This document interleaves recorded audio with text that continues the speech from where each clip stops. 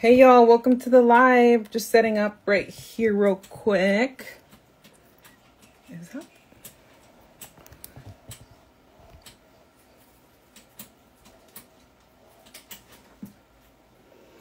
Let me see it. Oh, there we go.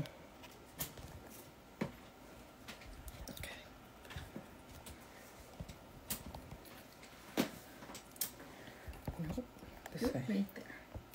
Hey y'all, welcome back to my channel.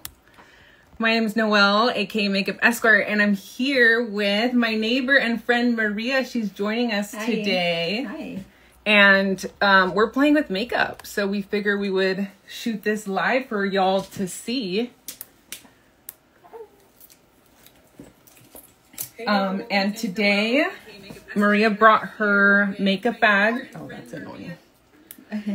And she is going to show us the little items of makeup that she wears. Hey Brittany, thanks for joining the live.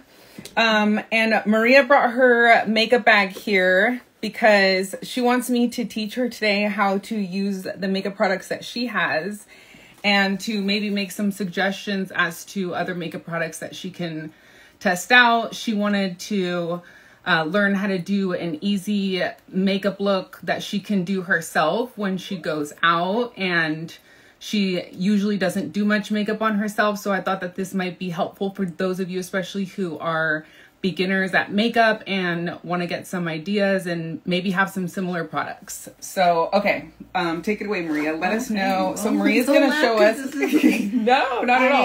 I don't spend money on makeup, so don't you guys laugh. It is all good. I know that foundation and concealer. Whatever this is. Okay, so this is her foundation that she uses. This is Physicians Formula here. Better believe it. Physicians Formula is a good drugstore brand. I've heard good things about their stuff. Okay. So this says it's for all skin types. And this is a good shade for you in the shade medium. Yeah, I think okay, so for those of you who are similar skin tone to Maria, this is in the shade medium. Okay, what else? I have this for eyeshadow. Okay, so this is a cute little eyeshadow palette. This is perfect. It has sparkly shades and matte shades. It's a nice warm tone eyeshadow palette from Sephora brand. Sephora brand products are really good. Usually they're made in Italy, so they're usually pretty good. If you see that any makeup products are made in Italy, it's a good indication that they are good quality. No judgment zone. You're good, hun. See? Thank you. Okay. Hey, Owl Food Day Lover. Welcome to the live. Okay, so this is what she has as well. This is Avon makeup, and this looks like a cute little trio here that she has. This looks like it's a bronzer, a blush, and maybe like a subtle highlight in one. It's not too sparkly though, so this could probably be also used as like a kind of like a glowy setting powder as well. Okay. Okay, what else do we have? I have an Arbonne, what do you call this?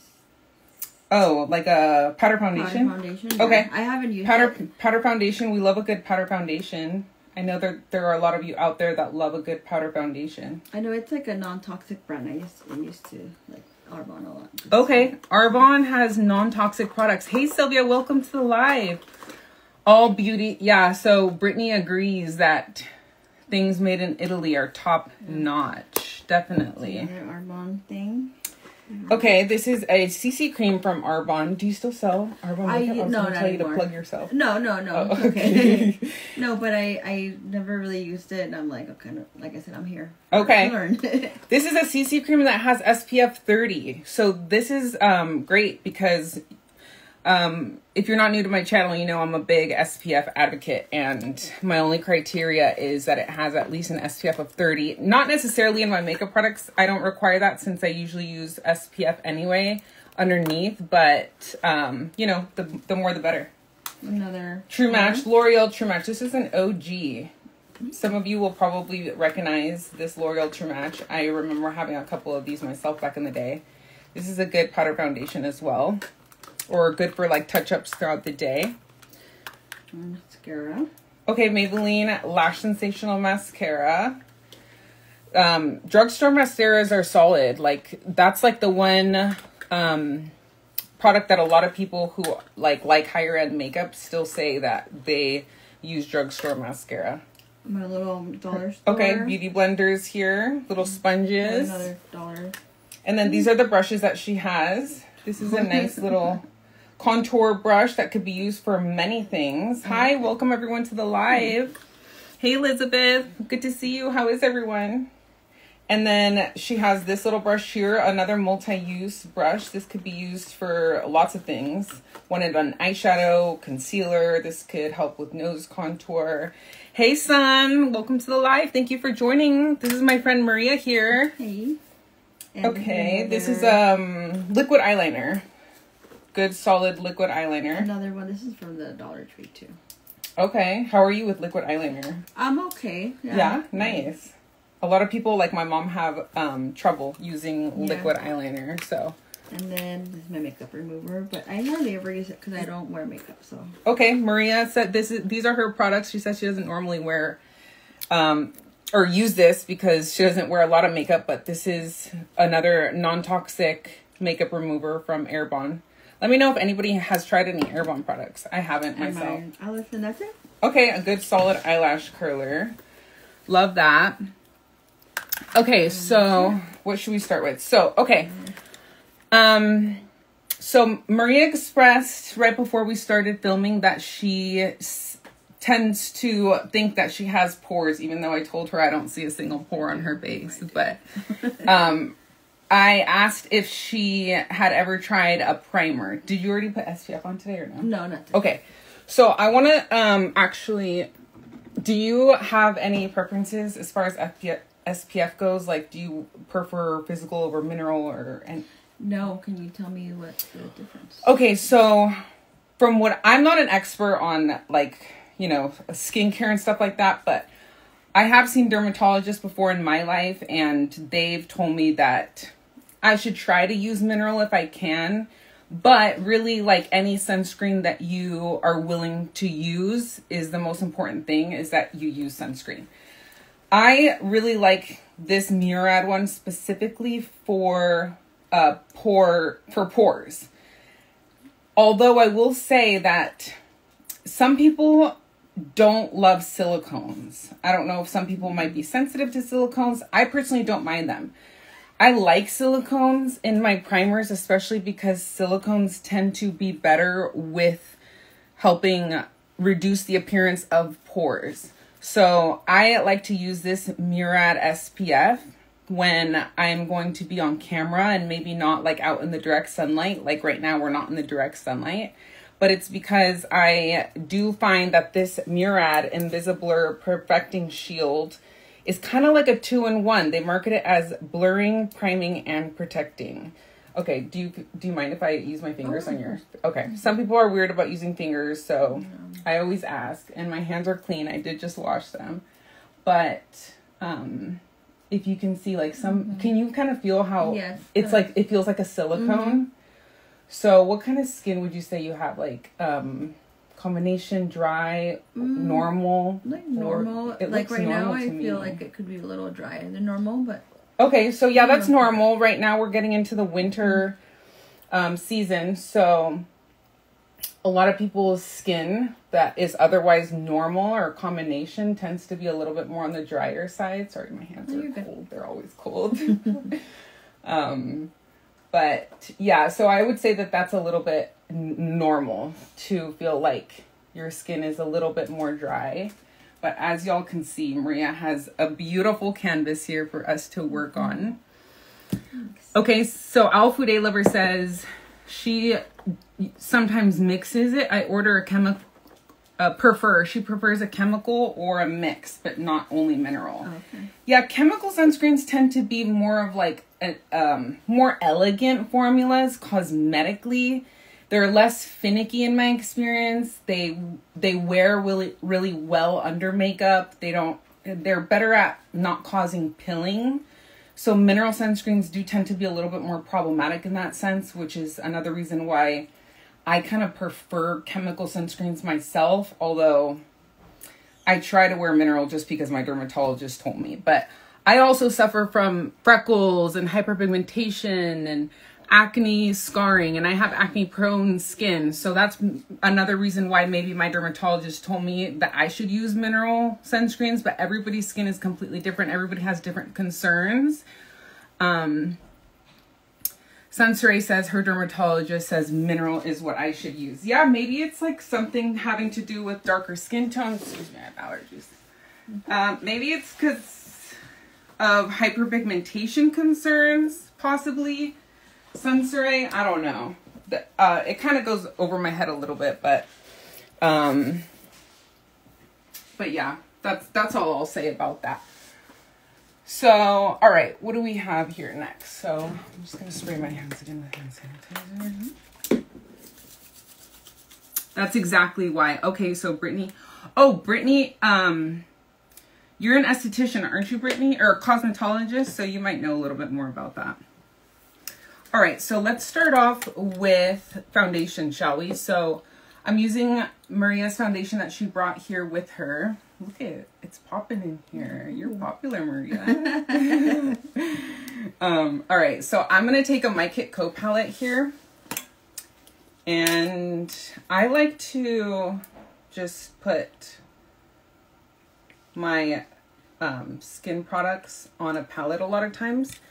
And that way, okay, so Maria expressed that one of her difficulties when applying her makeup is not wanting it to appear cakey.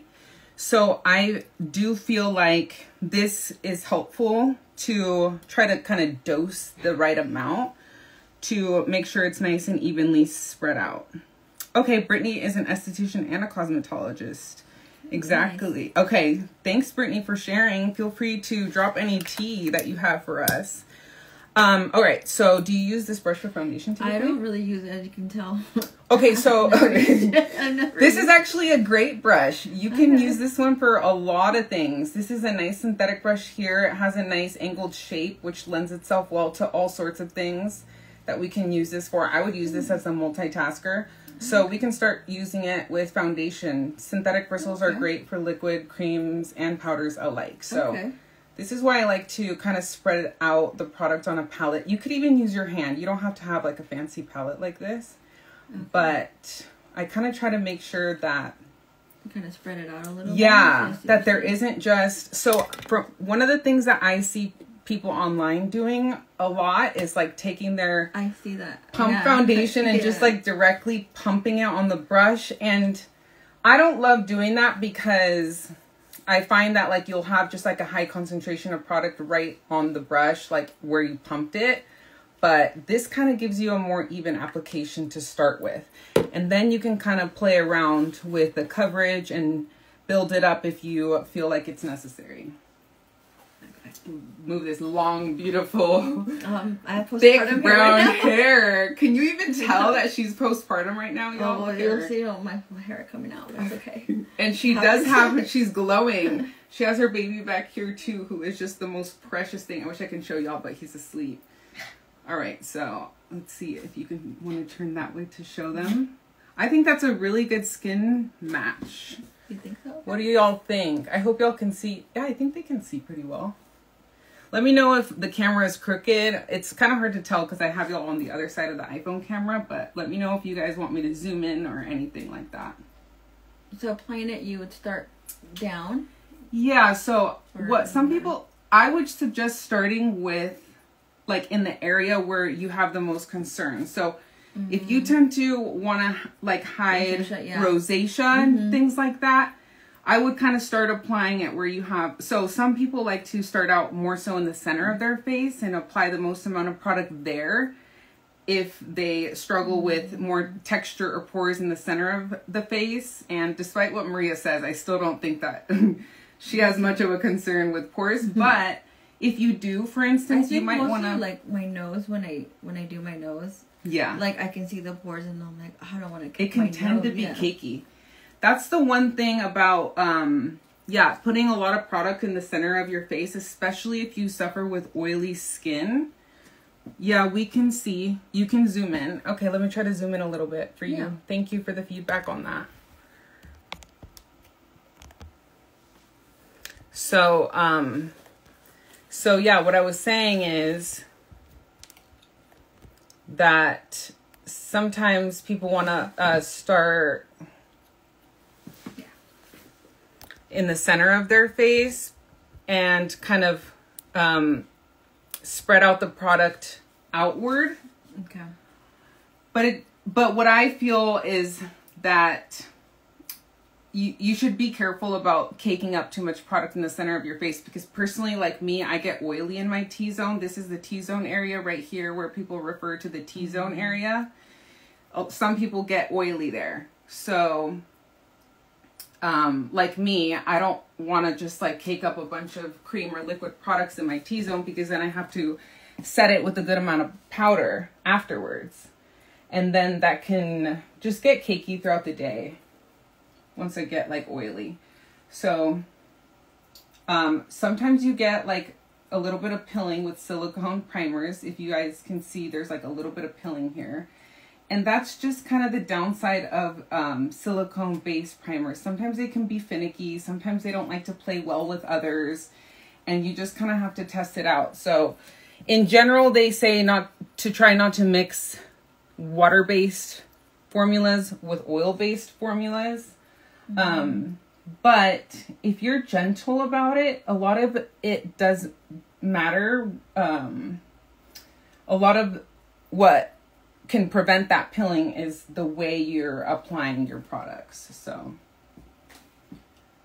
if I start to see pilling, which happens to me quite often, honestly, I just kind of try to dab it and tap it into the skin as opposed to swiping and rubbing. Oh, okay. Say that, Noelle. Thanks, Brittany. So yeah, this is actually a really great match for your skin. Okay. Do you see how it's like perfectly matching her neck here? I don't think Maria gives herself enough credit. What do y'all think? Brittany says, plus the skin in the center, mainly under eyes and nose skin, is sensitive and a bit thin, especially under the eyes. So too much product can backfire. Okay. Yeah, it depends on how it's layered. Thank you, Brittany. Dropping the knowledge. Yeah. Exactly. I like Brittany. Yeah. That is Brittany Davis Artistry for y'all if you're not following her already. I'll have to follow her. Yeah, she's great. She's very knowledgeable about makeup. Aren't you, Brittany?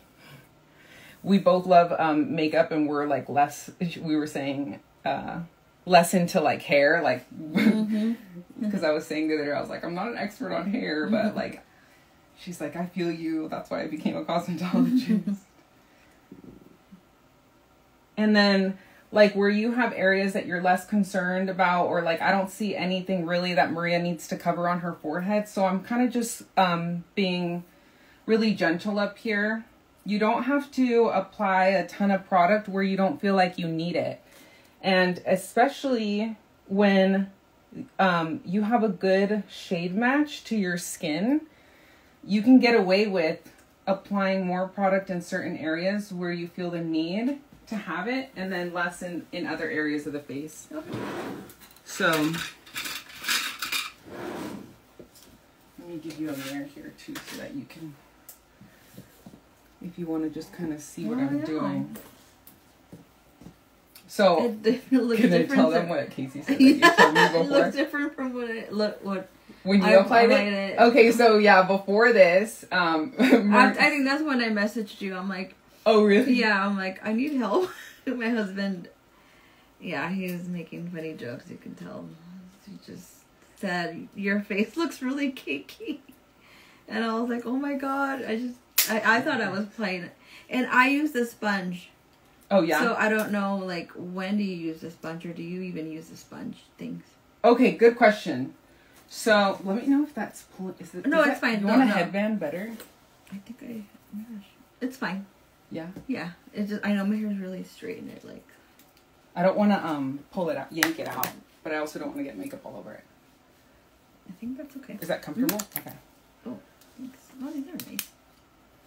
Yeah, right. Wait, how does it go? Like this? Yeah, like that.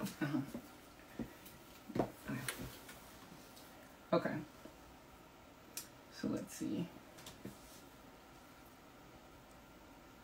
Oh, so we were just saying that So Maria just, this is kind of impromptu. And that's why I didn't announce it or anything, because Maria texted me last night since she lives right down the street from me, and she was asking if I can teach her how to do her makeup when she goes out so that she can do it herself. And I guess it's because when she applied this same foundation, her husband had told her that it looks a little cakey. So she mentioned that she tried applying it with a sponge. Did you dampen it by chance? Sometimes dampening it helps to kind of dilute the product a little bit, because it's, if you dampen it and then you like really squeeze it and then you get a towel and you just make sure that like there's no excess water in there, like the idea is that the water will help dilute the product. Oh no, I didn't. Let's see what the comments are saying. Sylvia says, okay, Noelle and Brittany, you're going to think I'm crazy, but I actually spray One Sizes On Till Dawn on a brush and pat it onto my clean skin before I start my makeup application. Oh, thank you for letting us know that, Sylvia. I don't think that's crazy at all. I think that's really smart, actually. I do that myself as well. So I have this On Till Dawn that Sylvia's saying that she sprays onto her makeup brushes. And actually, let's try that right now, because I think that that's a really good tip for longevity. If you're concerned with making your makeup last, that's a really great way to do it. Sylvia, you're treating it like a primer, creating a barrier. That's fine as long as you're not soaking it in, says Brittany. Sponges are a preference, but it also depends on the finish you're going for. Yeah, it does depend on the finish. So true. Sometimes they can be a little heavier in application when they're not dampened. And sometimes they can be maybe not enough coverage for people when they are damp. So that's why it's kind of just a matter of preference and what look you're going for. Thank you, Britt. That's exactly how I use it, says Cynthia. I gently pat or tap it into my skin. No soaking, just a little gentle spray. I also use it in my T-zone. I'm not a fan of sponges, Britt. My skin is oily to combo, says Sylvia. Yeah, skincare, definitely. All right, so yeah, there's different types of setting sprays. So for instance, this Milk Hydro Grip setting spray is more of like a glowy setting spray that helps provide with moisture. So I like to spray my brushes or sponges with this stuff if like I use a mattifying primer on my oily skin, and then I kind of want to like initially do like a spray of this stuff to help me like blend out my concealer if my concealer is kind of thick. And then this setting spray is more like a hairspray. So a little bit less moisturizing and a little bit less pleasant when directly sprayed on the face. But let's see if we can... Brittany, my skin is super delicate, so I have to be careful with what I use. Any little thing can trigger a breakout. Would you say your skin is sensitive, Maria? No. No? Okay, good. So I don't have to worry about breaking you out. Don't skip on the skincare primers. Yes, Noelle. I'm so glad that you agree with me, Brittany. So let's do this the Sylvia method here. So we'll take this little brush here from Maria's makeup bag, and I'm going to spray it with the On Till Dawn setting spray. Like that. You don't have to do this step, but like especially if you're looking for longevity. And then I'm just going to go in with the same product that we have here on the palette left over.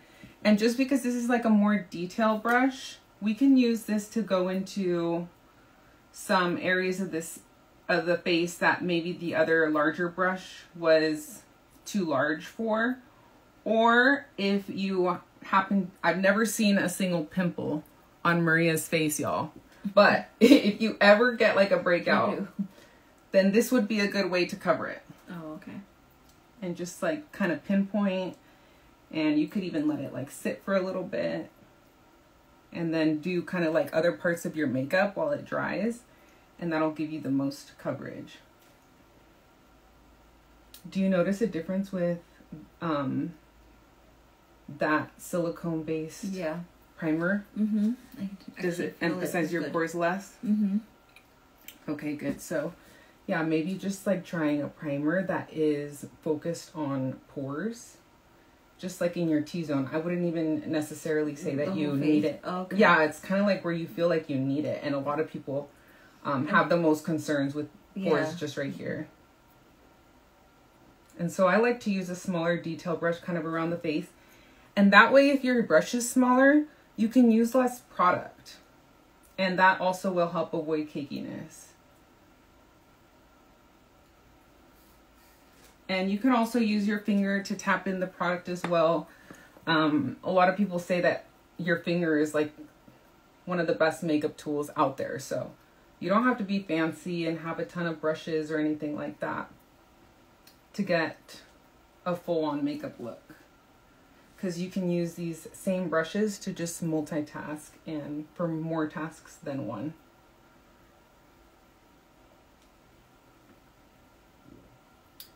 Okay, how do you feel about that coverage? Yeah, so does that mean, like, since you put that setting spray, does that mean I don't have to do it after? Or you can if you want. Setting spray is something that I feel, for me personally, is not absolutely necessary, but it's also because I have combo to oily skin, and I hear that people with dry skin tend to gravitate more toward like moisturizing setting sprays.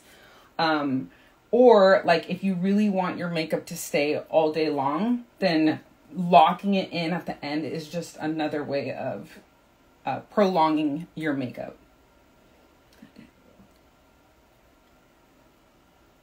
And there's a lot of great setting sprays out on the market. So if anybody has any other suggestions, let us know. Okay, Sun says, I asked Patrick to do an scented setting spray so I can, an unscented setting spray. Yeah, some people don't like scents in their cosmetic products, and I don't know if you smelled it when I sprayed it, but this one is maybe not the cleanest, I will say. So if you're looking for like clean makeup, yeah, this one might not be. Yeah, when you smell a scent in beauty products, that's a lot of times something that turns people off. So let's see if we're caught up. Or if your makeup seems cakey, the moisturizers are your friend. Yeah, so true, Brittany. So since you don't have like an issue with oily skin, Maria, these are more like moisturizing setting sprays. I really like this Caudalie Beauty Elixir. And this one is definitely more like skin loving and skin friendly. I'm sure it probably has better, I'm not an expert on ingredients, but Caudalie, like this was made in France, and Caudalie is primarily a skincare based brand.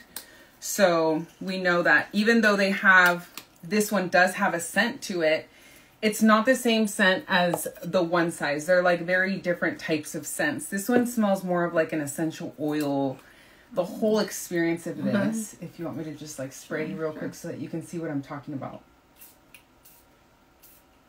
Isn't that nice? It is like a spa. Yeah, right? No. It's like super refreshing. I was on a trip and my aunt wanted me to recommend a good setting spray, and I happen to have a little mini travel size that I was traveling with, and I was like, here, try this one. I really like it. And as soon as she sprayed it on her face, she was like, oh my gosh, I'm buying it. Because I really love how the mist kind of is really nice and elegant too. Oh, Brittany says, I have a natural moisture spray in my line. Oh, okay. Brittany's makeup line. At MakeupEsquire. I don't know if I'm pronouncing that right, but I didn't know you had your own line, Brittany. Thank you for letting us know that. Thank you. We have to check that out. Yeah. I like clean products. I will. Okay, I'll screenshot that for Maria to refer to later. Moisture sprays are your friends. So this is kind of more so what Brittany is probably talking about. So when I was on Accutane for a few years, I would reach for setting sprays like this throughout the day, since I found that like my skin would get kind of like just dry throughout the day. So that's why it's very dependent on your particular skin preferences and needs. But I think we have a pretty good base going on right now. Yeah. What do you think? Mm-hmm. Yeah, Maria doesn't have dark circles or anything like that. So honestly, like, you could totally just forego the concealer if you wanted. Like, I don't think you necessarily need it anymore, but yeah. Yeah, something simple, like I can just, you know, and this is really the most simple. Yeah. This could be your concealer and your foundation in one. And even so what's a concealer be, or what is it? So a concealer is that the white? Yeah, so that's for, you said, dark circles? Yeah, so a lot of people use concealers because, in addition to foundations, because concealers are typically a thicker consistency. That's why they usually come with less product than your foundation bottle, right? Mm-hmm. A standard foundation bottle is 1 ounce, but concealers like this Hourglass one is 0.2 fluid ounces or 6 milliliters. And me and you are actually pretty similar in skin tone. So if you want me to just show you, I can show you how I use these.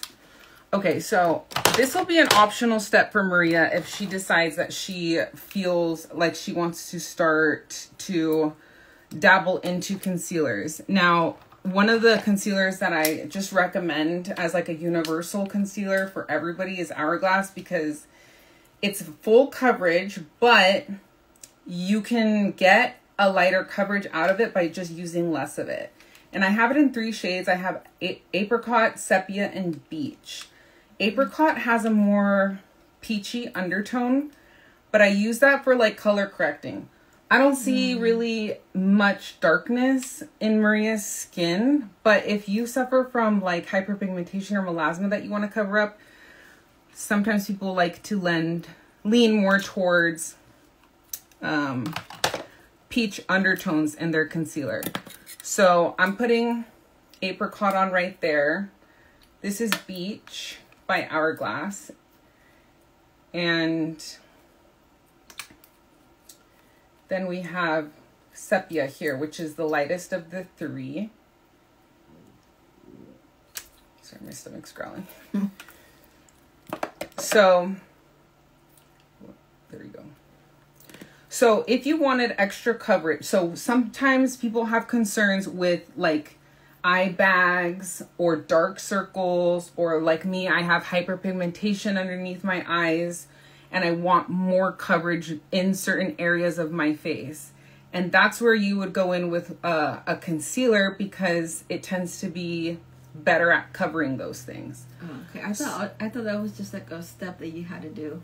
No, you don't. What. That's the thing. Like, it just depends on preferences. So some people feel like they can actually skip the foundation altogether and only use a concealer over their face, but treat the concealer as a foundation, and maybe like you would do it the same way I did, and maybe you just use less.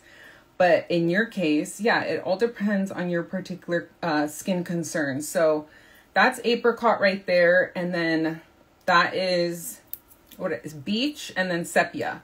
And I like how Beach and Sepia have more neutral undertones, and Apricot has a more peachy undertone. So peachy undertones will help you correct darkness. So anywhere you see that you have a little bit of a gray cast, you might want to start out by using something with a slightly peachy undertone. So I'm starting out with Apricot, and I literally just like dabbed it ever so gently on that. You could see the tiny bit of product that I have right there. And I'm just being very conservative. It's a lot easier to go in and add more product than it is to take away too much product. So this is kind of the area where most people tend to target darkness and want a little bit more coverage.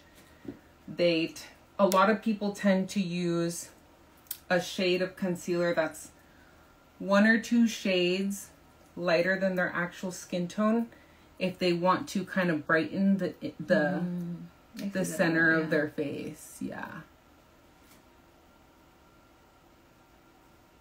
Yeah, so, but because this foundation this concealer is quite full coverage, you can be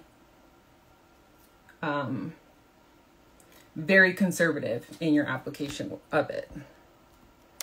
Let's center this a little bit.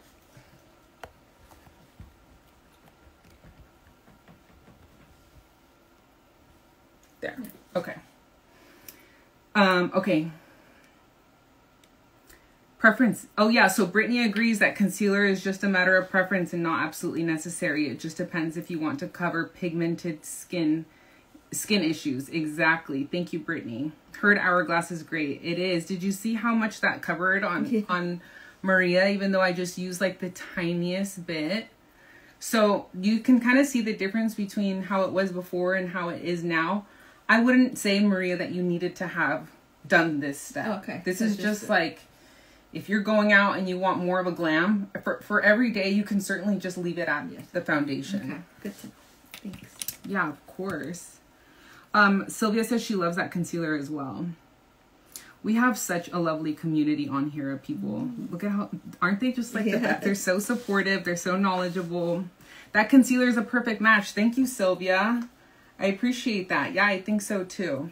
I didn't even have to dabble into the other two. I just wasn't sure exactly which one would match Maria the best. But yeah, I think I'm pretty happy with it the way it is. So this is where you kind of might want to set your foundation and your concealer. And that's where we go in with setting powders. So Maria brought these two that she has with her. I've been using this one more. This one I like, but I don't know if it was because I get darker during the, summer and then lighter during the winter. Okay, but yeah, I a lot of us. I don't know which one is it's best for me right now. Okay, so this one tends to be a little bit darker. I think that one's on the lighter, I think. I don't even know. They might actually look pretty Sometimes similar. It's deceiving in the pan, and then when you put it on your face. This kind of has like more like a peachy. Okay, look. yeah, it does. I can see that. Yeah, for sure. Yeah, this one looks... So whichever one you think Yeah, this one's more peachy. So this one has a more peachy undertone, and this one looks pretty neutral to me. So this one's the L'Oreal True Match. And then this one is the Arbonne one. Yeah, the Arbonne one it's like such a light powder that it's not super pigmented, so you can probably get away with it being a little bit. Okay. But yeah, I would say this one right now probably would.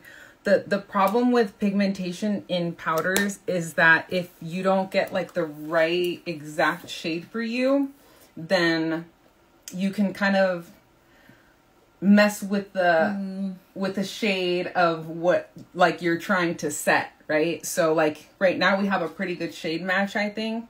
So we don't want to really make it darker. And by using a powder that's a little bit too dark, you just kind of run the risk of that happening. And that's why a lot of people like using translucent powders for this step, because they know that it won't make their complexion products darker or lighter. Sometimes the opposite happens as well, and you get like flashback if it's like some powders are like HD. So they can have flashback. Okay, let me see. You can put the lighter concealer on and the darker on. Okay, yeah. That's a good point, Brittany. Thank you for bringing that up. So yeah, so that's why sometimes people have a lighter concealer and then one that is more similar to the actual foundation, like this concealer right here is similar to her foundation shade. Because let's say if you have a pimple to cover up or something like that, you can use the concealer that has more coverage without putting it everywhere and making it too cakey. You only want to concentrate it on that one spot and then have it look natural everywhere else. And then you can use the lighter one just where you want to kind of brighten. Now, if the darker is way darker, then no. Yeah, exactly. Because if you use... Thank you, Sylvia. Thank you, Sylvia. Oh, she said she loves your hair. I know, isn't it beautiful? I'm always complimenting And I wish I could show y'all her baby. Her baby is so adorable, but he's asleep and he's such a precious little angel. But he has a full set of hair, just like Maria. Okay, so Sylvia says she likes translucent powders too. Too many powders clash with my olive neutral skin. Yeah, exactly. So a translucent one, is that like more of a white looking? Not white looking, but yeah, I'll show you. So okay. This Makeup by Mario one is pretty translucent, I would say. He does have one that's more translucent than this. This is in the shade Neutral Light. But this, I do find that this doesn't mess with, it doesn't, you see how it's like more white, but when it's spread out on the skin, I'm just showing you the Makeup by Mario powder. It's not providing like color. I see. See, it's just, I like that. I didn't know that. Yeah, so maybe we can just use a little bit of this powder. We can do half and half and see how it Oh, looks. yeah. That's a good idea. Let's try it. Okay, so which brush should we use?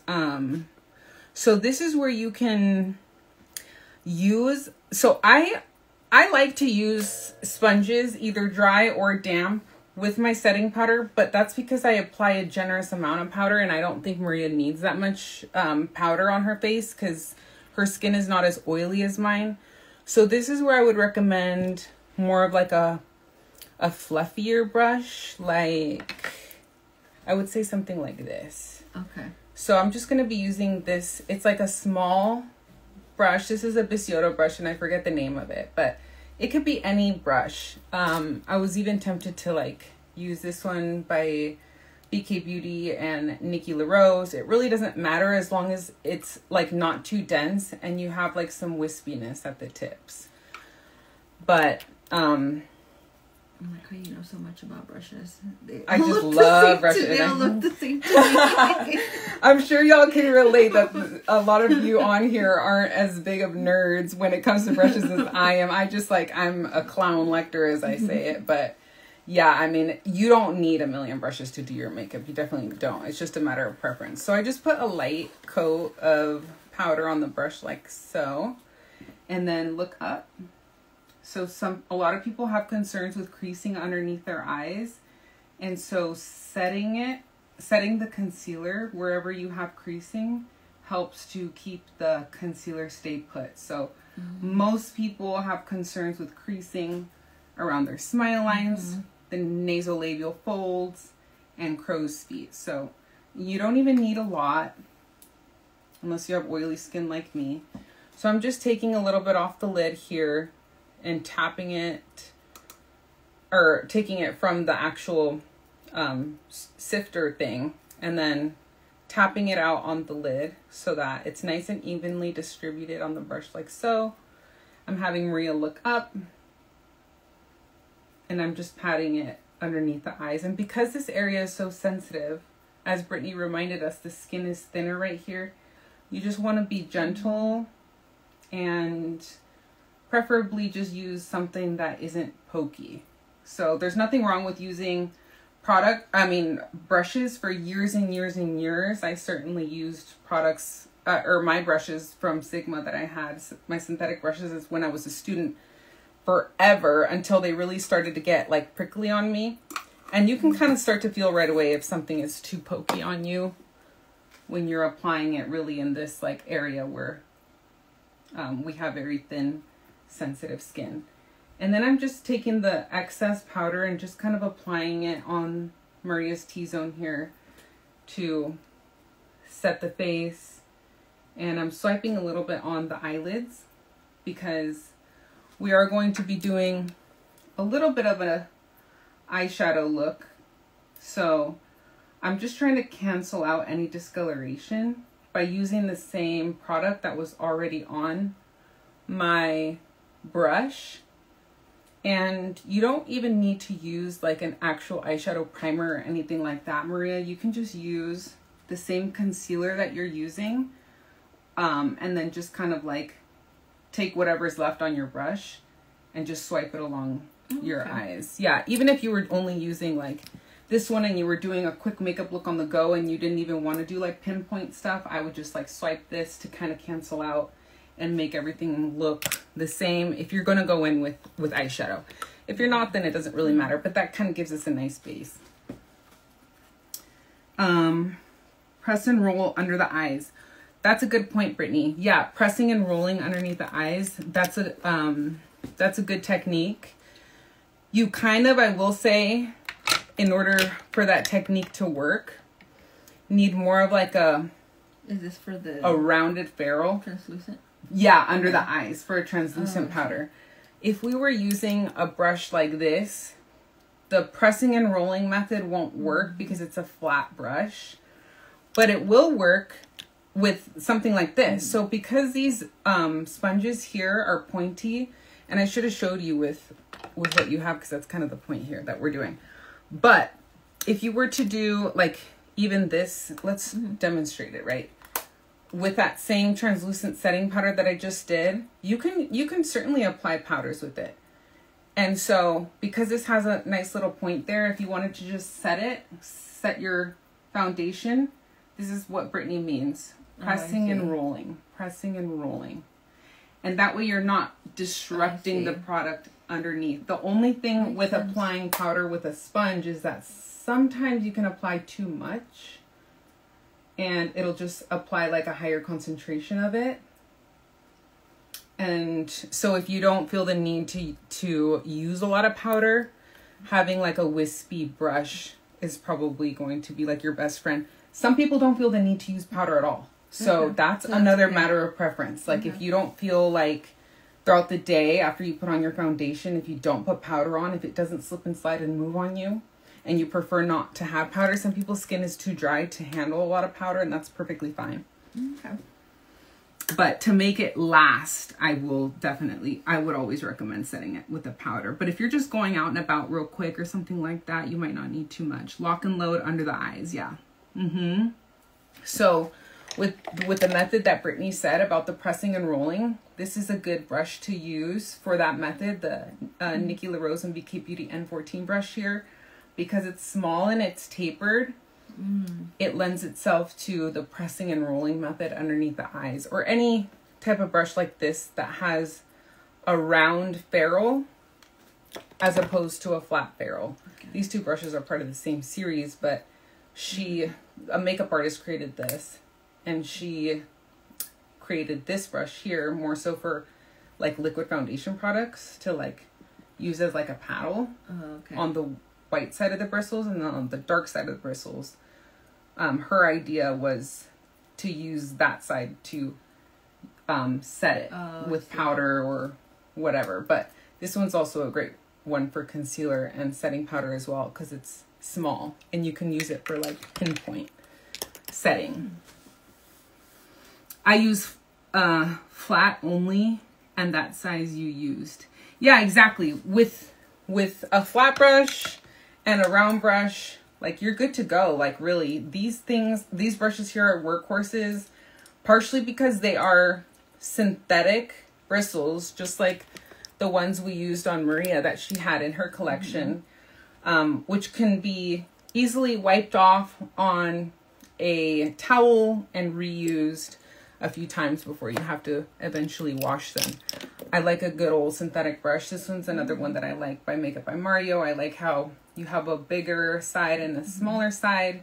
The smaller side's a little bit more dense, but that nice paddle shape helps you to kind of just like get product on real quick. You could use a brush like this for foundation. You could then use this smaller brush for like more targeted areas like underneath your eyes for your concealer. You could also use this for powders as well. Okay, so then let's go in now with this palette here that Maria has in her collection. This is great because it has a bronzer and a blush. This one I think is, the idea is that it's like a highlighter. It's more of like a little, like... I had this forever. It's been years and years. It's all good because powders don't go bad. Okay. Like technically they have expiration dates on them, but in my experience, I keep my powders forever too. So don't feel bad. This is like, has like a, it's almost translucent, kind of like what we were saying, but it does have a little bit of a peachy undertone. Do you see that? but it has a luminosity to it. I don't know if you can tell that it's luminous a little bit. A little bit. I would say just to be careful with luminous powders because it's like in certain areas. You don't necessarily want to put like luminous powders where you feel like you have enlarged pores because they can just emphasize the pores. Mattifying primers mattify, so they really are better at hiding texture and pores and things like that. But here we can just use, let's see, which brush should we use? Oh, this is a good one. So I'm just going to use this Beautylish, this collaboration here, the Yano Series 05. And, oh, this is also another one that we were, that would work well for the press and roll method as well, actually. I like these pointy brushes because they are workhorses. They can just be good for so many things, and the bristles really can hold on to that product. You technically can use a brush like this for this step, but my only reservation is that because the bristles are more densely packed, if I were to dip into it with this one and then start to apply it, it might be a lot of concentrated product just in one spot. I see. Which is why I was reaching more for something wispier like this. And this is a natural hair brush, but you don't need a natural hair brush or anything like that. I just grabbed this because it has wispier bristles. But I'm kind of going into this bronzer here. And I also chose this brush because it'll fit into this pan size. So a lot of other types of bronzer brushes that I was kind of eyeing here are larger because of the same idea. People want a more diffused application. Yeah. But it just is more difficult when you're working with a palette here where you're restricted by the pan size. Let me see. Okay. All right. So now that we picked up a little bit of the bronzer here on this brush, I'm going to be starting out in kind of like the cheek area. So I'm just going to, if you want to turn that way, exactly. So, and then you can look at what I'm doing with your mirror if you want, Maria, so that you can see where I'm placing this. But I tell people to kind of imagine a line starting like at the top where this clip is. Okay. At the top of their ear. You don't want to really go below that section, like down here. I've seen people go too low with their bronzer, and that'll just kind of cause the illusion of like a droopier face. And as we all get older, our face is already starting to droop, right? Gravity is already doing that for us. So we can give the illusion of a more lifted face by just putting products a little bit higher. So just like this. And that'll just give a little bit of, I'm going to hold this up so y'all can see. This bronzer is not too pigmented either. So that is helpful.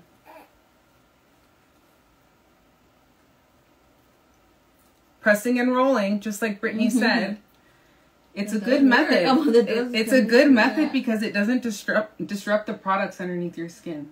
And then you can kind of just carry it up a little bit if you want. But really, that's all. And this will be great, Maria, because I'll post this, and that way you can always refer to it, too. Yeah, yeah. And you can rewatch this when you're doing your makeup. Seriously. And so I'm just kind of taking the excess powder along the perimeter of the forehead up here. This is bronzer. So the whole point with bronzer is to give your skin a little bit more warmth. Because we just basically covered Maria's face in foundation and concealer to kind of give us a blank canvas. Sometimes it's just too blank of a canvas, and this will help us add a little bit more structure and warmth to the face. Hi, buddy. Hi, yeah, I'm right here. So he is waking up. and that was a fast nap. Does he usually sleep more? No, he's been napping. Just like short periods of time? Yeah, but he sleeps through the night now, so it's kind of nice. Good. I prefer that. Then. Yes, definitely. And if he's hungry, we can have our assistant help him. He should be okay. Okay. So we are They're curious. My dogs are curious about the baby. So we're just adding a little bit of warmth along Maria's cheekbone right here. And maybe a little bit. You know, just I never used bronzer. Anywhere the sun would naturally hit your face, right? So that just kind of gives you like a, I don't know, what do you call it? Like more of like a sun-kissed type of look. Like, oh, I've been out in the sun and I just got a little bit of a tan. You know. I like it.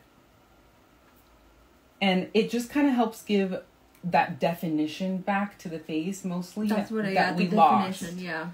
When we covered the canvas. Is that when like girls like use like the dark and then they blend it? Like, yes. They go like I exactly. See all this, that's like, exactly like, what that is. Okay. That's exactly what that is. That's bronzer. And then yeah, like some people like to put a little bit down here just to kind of match, I guess, their neck. This is where they tend to like contour more so, but we're not doing crazy contouring because this is just like a basic, like everyday look, and I don't feel the need to contour every day myself. But this is more so to just match it, and that way it doesn't look like you're wearing a mask. If you just make sure that you, but it also kind of depends on what you're wearing too, because if you're wearing something white and it's like a higher neck or something, and you don't want to get anything on your collar, then I would probably just skip this step altogether. So just like that. And then we could take the same brush. I'm just going to wipe off any of the excess product on my microfiber towel. But I love multitasking brushes. And I'm going to dip into this blush here. This brush is nice because it fits nicely into this pan with that tapered point. Hi. We're just going to do a little bit of tapping right here on the cheek. Just kind of like, if the bronzer is right here, mostly, we're kind of putting the blush in this area right here.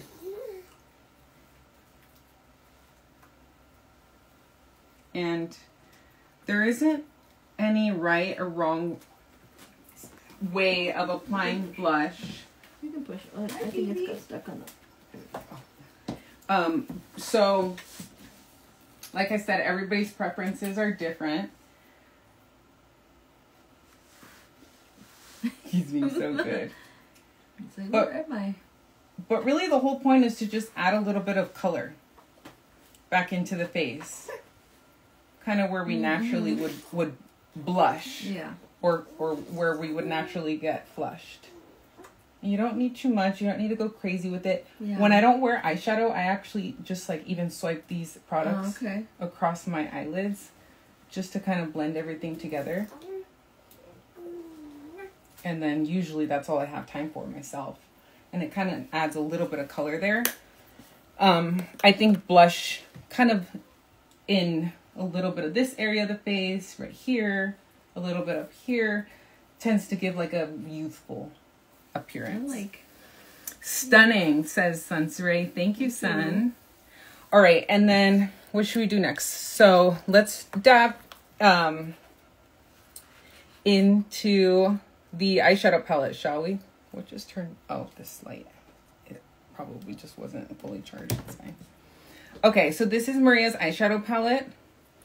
And this is easy to just get a quick one and done type of eyeshadow look, really. Like, this could be as easy as taking your finger, Maria, and go look at how beautiful that copper shade is.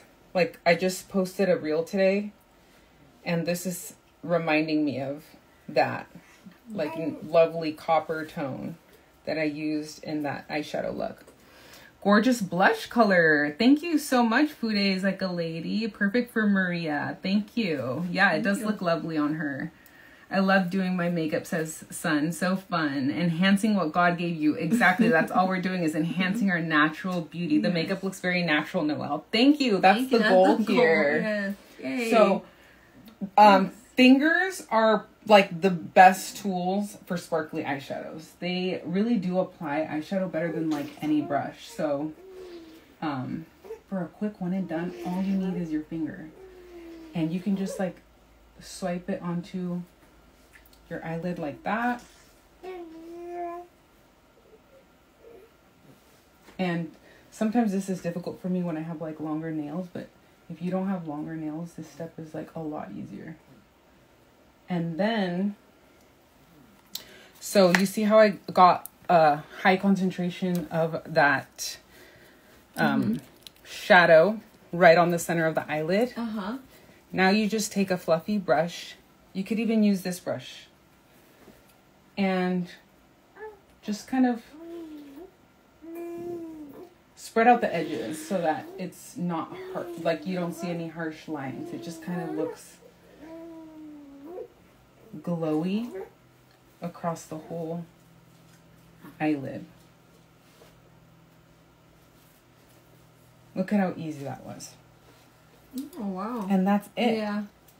I literally took like the same things you had. All I did was go like this and kind of like blend upward. So I started out on what we call the mobile lid. So this is Maria's mobile eyelid, closest to her lash line. And then I took her fluffy brush and just kind of blended out and upward into her crease. How do you feel about that? I like it. I like it. That's something that you could just... I used to like, just like grab a little bit and then like apply it on the corner, or just like do the whole like, I don't know, my eyelid and just dab it, and that was my my way of applying. Just like in the corner, as opposed to the whole eyelid. Oh, well, like the whole eyelid, and then like a darker tone on the corner. But okay, so let's do that. Maria wants to get fancy here. Let's do it. That's. I can show you. I like it. No, you like it like that? Yeah. Okay. If you wanted to, this would be a great color to go in and like deepen up the outer eyelid, but that is a beautiful, easy one and done look. This is what we're here to right? do. Okay, this is what we're here to do. So Maria's happy with that. Yeah. Maria brought some liquid eyeliners, and I asked her how she felt about applying these because my mom is, I would say, kind of like a beginner / intermediate makeup user, for instance, and I could tell, like, when she asks me how to do a wing eyeliner, I usually recommend that she uses like a powder eyeshadow just because it's a little bit more user-friendly. But Maria says she's comfortable using these black liquid liners. So, like I said, there's a little bit of a learning curve with these. I don't use this on a daily basis because even for me, maybe it's the perfectionist in me, but I can get really into like making sure that my wings are even. And if you mess up, it's just a little bit harder to remove. But if you wanted to just, let's say like, do like a faux eyeliner look, you could just take a very like small precision brush like this. Why don't we do that? Because it is... You want to do that? Yeah, because when I do the eyeliner, like, because I don't wear, like, makeup, and I mess it up, I could just, like, wipe it off with the Q-tip. And I feel like when I do have makeup, it's going to mess up the whole, I have to wipe up my makeup. So so using a small detail brush will then be your best friend with darker eyeshadows if you're worried, like Maria said, about messing up what she already has going on. So you could take like a smaller detail brush. Let's say like we'll use this Sonia G pencil brush. Sun is on here, and Sun did he? Yeah. Hey, Casey. Oh, yeah, he is. Hey, Casey, want to come play? All right. So Casey is Maria's husband, y'all. So this is like so Sun really likes this. She was using it earlier in her live. It's just a detail brush here that almost serves kind of like a pencil. And really any smaller brush for this step will work. So I'm just dipping into this darker shade. It could be any shade you want. I see a bean sticking in your stop. It could be any darker tone eyeshadow. You can use a brown eyeshadow if you want. I just used this one because I think that actually these two look really lovely. But the idea is to just kind of get close to the lash line. And we're just kind of closing in on that gap that I saw was there. And literally that's it. Like, do you see how I just... Would you recommend something darker, or this is like a... It depends on your preference. Okay.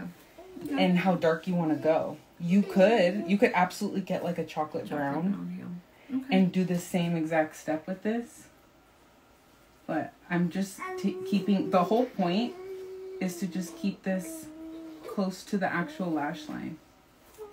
Because it'll give like a little bit more of like a smoky, sultry appearance. And as a bonus, it also will make your eyelashes look fuller as well. You can even skip the step that I just did and instead do the same exact step with this liquid eyeliner. Okay. And just tight line. Just keep it really close to, just follow your lash line as close as possible and it'll be the same exact thing. This is just a little bit more of like a beginner user friendly way of doing it is by using eyeshadow for this step. But yeah, since you're a pro with black liquid eyeliner, go off, girl. But this is like a very quick, beginner friendly. And then do you want to curl your eyelashes? Hi.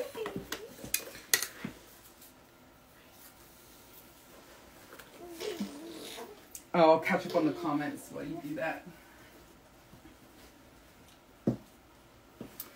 I love this community. Aw, yeah, I love this community too. Thank you all for being here. Yeah, and we're almost done with this look, I think. What do you think? Yeah. Oh yeah, bring out the bougie fude. I love all the iterations of that brush head by Sonia G. Yeah, exactly. You don't need anything this fancy. I just grabbed it because I was showing what a detail brush can do, but anything similar as a detail brush will do the trick as well. Okay. And then, okay, so Maria just curled her lashes. We can go ahead and apply a little bit of mascara. Why don't you look kind of like right there? I think that'll be a good, yeah.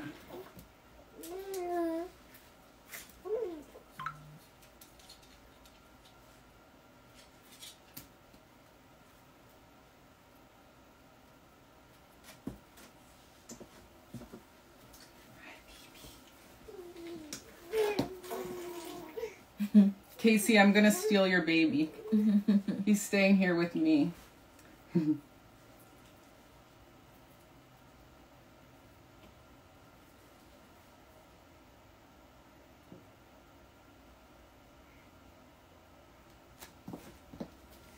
then, do you ever do bottom lash mascara or do you just stick to the top?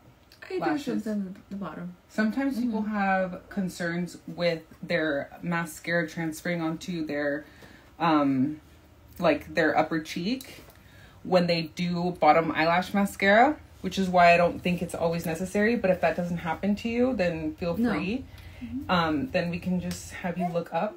If you don't, maybe it's yeah, maybe it's like I usually don't have that big of a problem with it, but it also depends on the mascara. So maybe this is just a mascara that works out well for you and that doesn't transfer, which makes it a really good mascara. And then what else? How do you feel about that look? Yeah, I like it. Like a little bit of like a gloss or something and you're good to go, right? Should we do a little bit of a lip gloss? Yeah. How do you feel about that? Let me grab my... I forgot. I have it in my... Do you know what I want to do? I want to use this one because it's like a pH type of adjuster. So it goes on clear.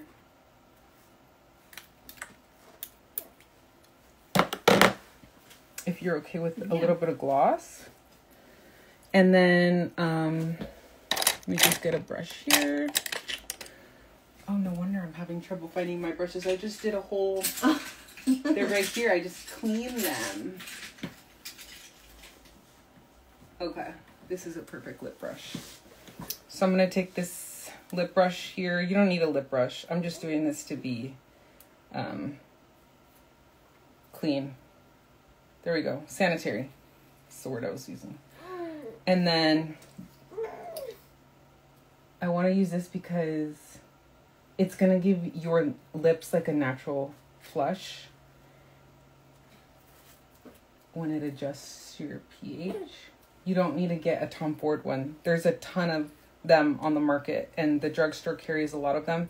Elf has great ones that are really affordable and have the same effect. But I like these type of products because they're just not fussy, and like they wear well throughout the day because it's just bringing out your natural color. You like how it feels? Mm-hmm. It's a nice formula, huh? Mm-hmm. Because it's nice and moisturizing as well. Yeah, I love me a thick lip gloss. Some people don't like that. How does that feel? Feels good. Yes. Beautiful. What do we think, y'all? Thank you. I think it's... Do you want me to do anything else, or are you happy with the look? No, I think this is like what I was... This is what you had in mind? Uh-huh. Okay, Casey, and she's ready for her date. You taking her out? I hope he's still on here. He left. What the heck? No, yeah, this is like completely different than what I was doing. Yeah? That's why I didn't like, I'm like, you know what, I'm gonna hit Noelle. How gorgeous does Maria look, everyone? What do y'all think? Well, she did work her magic. Yeah. Looks so pretty. Look, everybody's saying it looks so good. Wow, you guys know how to... All you makeup people. They really know their stuff. You guys know your stuff. Beautiful. Love this look. Yeah, so we just did a one and done using Maria's eyeshadow palette here that she brought. All I did was use that really pretty coppery shade there, but you really could have done the same thing by using a more sparkly shade like this one. I didn't tap into this one.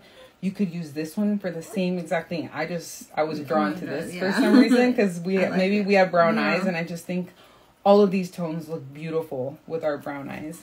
Oh, wow.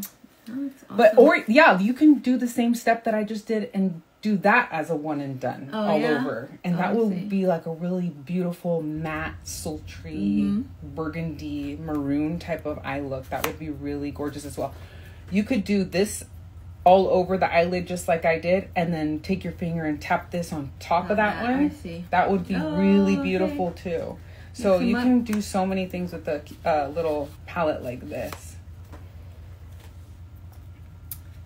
Let me find out Noelle about to take clients. You guys, I actually used to do freelance makeup when I was a student. When I was in college and I had some free time, I would do my friend's makeup. I went to Loyola Marymount in LA, and I even had clients that would call me from like UCLA, and I would go and do their makeup for their senior pictures and things like that.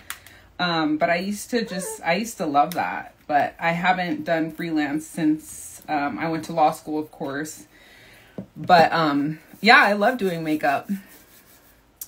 I would definitely rather do this than law if I could. So help me out, y'all. Use my link so I could go full time. Yeah, so okay, well, I hope you love it. I love it. Thank you. Awesome. I hope that's what you had in mind when you came. No, it's different. I mean, I can't believe these are the products that I have at home. Yeah, it's literally exactly what Maria had in her makeup. No, see, like, you guys makeup does not have to be complicated. And when I started MakeupEsquire, that's exactly what I had in mind, y'all. Like, I wanted women to feel confident with the stuff that they had in their own little makeup bag. Like, you can use anything you already own, and it just is a matter of applying it. So I loved that Maria wanted to do this today. I got so excited. Thank you. Thank you for doing this. Of course. Okay, this too. Let's make sure you have everything. Bravo. Love you all. You're awesome. Oh. Yes, she is. Love this live. Thank you for being a model, Maria. Yes, thank you so much to Maria for being our lovely model today. Love that. Thank you so much, everyone, for joining the live. I hope everyone's having a lovely Saturday. I'll go ahead and post this if anybody missed any of it, and it'll be on my Instagram and on my YouTube at MakeupEsquire if y'all want to refer to this later. Exactly. It does not have to be complicated at all. Makeup should always be fun and easy. You were nervous? Yeah. Well, I'm so glad that you found a way that you could do this. Hopefully you feel like you could do everything yourself. Yeah, for sure I can. So I used 2 pumps of foundation, and as you can see, we didn't use a lot of it. So next time you probably only need like 1 pump. Yeah. Okay. Like I said, you don't have much to cover. So, she is glowing, isn't she, son? Should we do a little bit of a setting spray to finish off? For the whole, to tie in the look and just to feel refreshed. I'm gonna get fancy about it and pull out my mom went to Europe recently, y'all, and I was like, the only thing I want you to bring back is a nice fan so I can fan my setting spray with. And she brought me back this fan from Spain. Isn't it so nice? Yeah. Hand painted. And that's all. Maybe. All right, Casey, thanks for letting me borrow her. She's on her way back to you. Doesn't she look beautiful? She's ready for you to take her out. Where are you taking her out on a date? Yes, totally. Okay. All right. I'm going to let Maria go and tend to her cute little angel here. He has been so patient. Give it up to Maria, to Hayden. Yeah, he's been awesome. Oh, he said yes. He's ready. He's ready to take you. All right. Bye, everyone. Have a lovely Saturday.